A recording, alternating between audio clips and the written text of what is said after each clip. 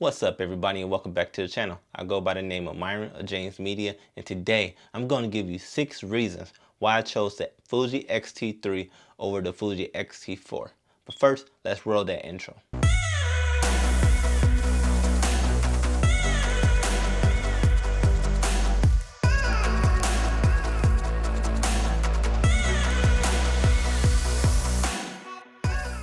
Okay guys, so my first reason why I chose the X-T3 is because of the price.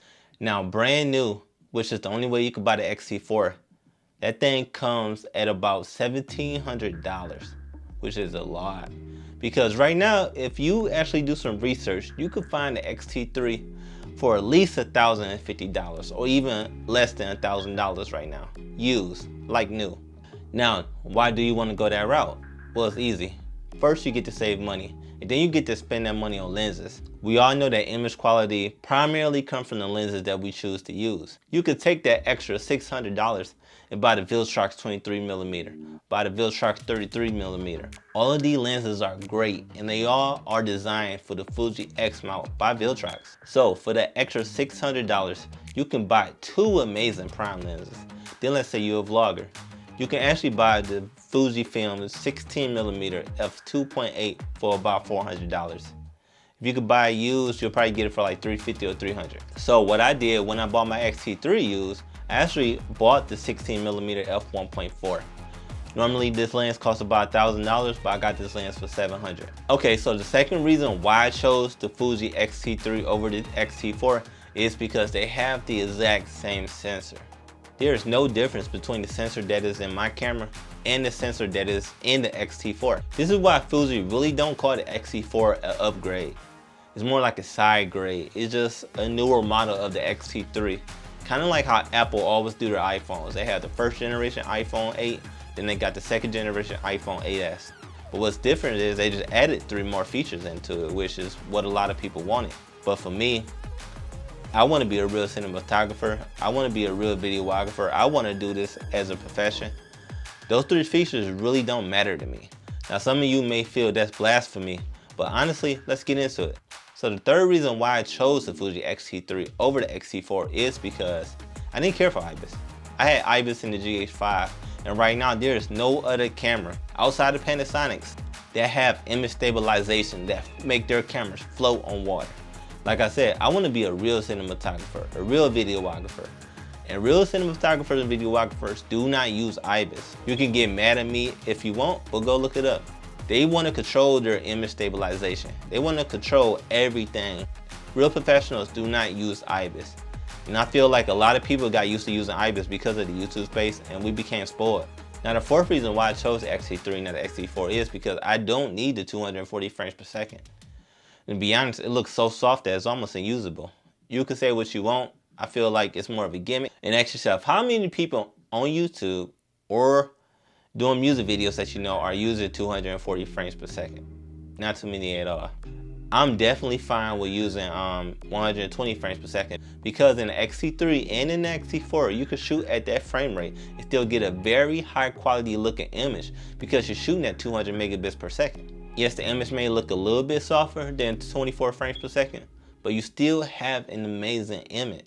Now the fifth reason why I chose the X-T3 over the X-T4 is because I really don't care about the flip out screen. A lot of people like to go crazy because they're vloggers. They are not cinematographers or videographers or filmmakers.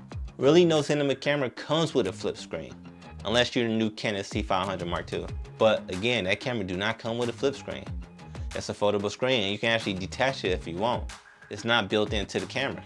You know, a lot of professionals actually use monitors like what I'm using right now. I'm using the Indy Cine 9, which is a monitor that has a resolution at 1080. But a lot of people, they may use the Small HD, they may use the Atomos Ninja, which is what I'm thinking about getting. But they don't rely on the flip screens of their cameras. You know, they go for external sources because those external sources can actually help them with a lot of stuff like LUT preview, waveform, zebras, focusing, and a lot of other features that come with those type of monitors. Now, if you're shooting a camera that don't have a flip screen, here's the trick. Turn that camera around, shoot your hand, expose for your hand, and you'll roughly have the same amount of exposure for your face. Thank me later. And the last reason why I chose the X-T3 over the X-T4 is simply because I do not need the newest technology. I'm okay with shooting for the X-T3 because since it has the same sensor as the X-T4, it pretty much handles everything I needed to do. Yes, I know low light shoot may be a little hard with this, but I bring a tripod along. I have a shutter remote. I can set the timer on my camera. I can find ways around the limitations of my camera so I can still get the most out of it. A lot of people like to buy new things like new gimbals, new drones, new monitors, and think it's gonna help them get a better image quality. It's gonna help their videos look better. But what they're not doing is they're not paying attention to their techniques. You can have the best lens in the world. You could be shooting on the C500 Mark II, have the best lenses, have the best monitor, but if your technique is crappy, then your video's still gonna look crappy. Because if you do not know how to shoot, no matter what you do, you will not have a good looking image. So what you need to do is just work on your basics first. And the first thing I recommend you do is just get a camera and then get a really nice lens. Learn the 180-degree shutter rule.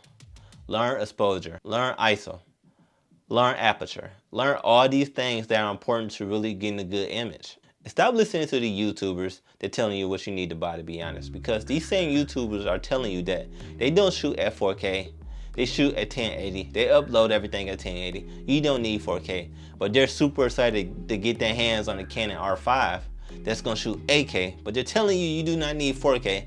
But here they go saying, I wanna get the R5, I wanna shoot 8K, but knowing darn well that the computers can't even handle the 8K files, and yours can't either.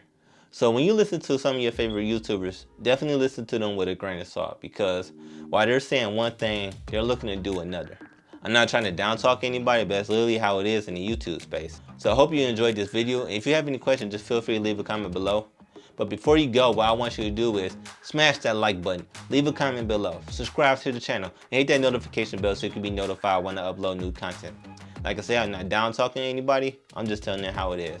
And I hope you have a good day. Peace.